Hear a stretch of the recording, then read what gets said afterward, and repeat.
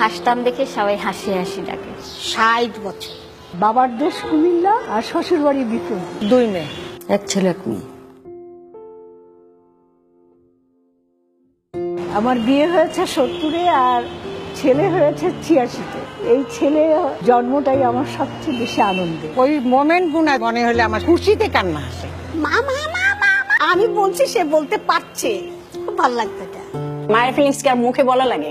এটা তো বলার কথা না, তাই না?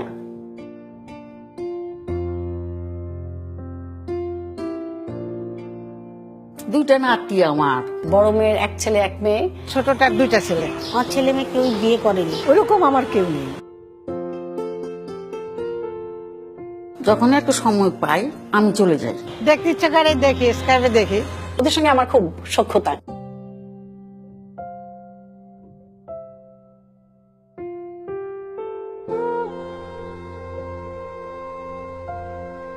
এক বছর 1.5 বছর পর পর ওরা আসে।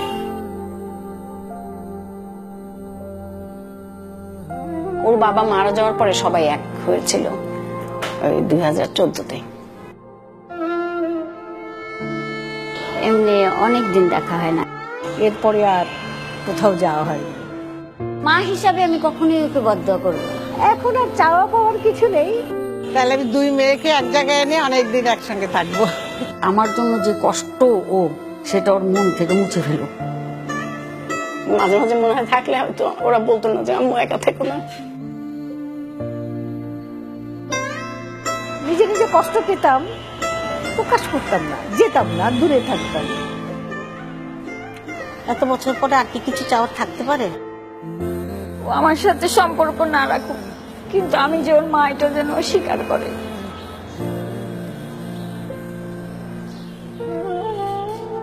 আজ আমি ওকে জন্য দোয়া করি, আল্লাহ ওকে ভালো রাখো, ওরা ভালো থাক, আমি কষ্ট করি।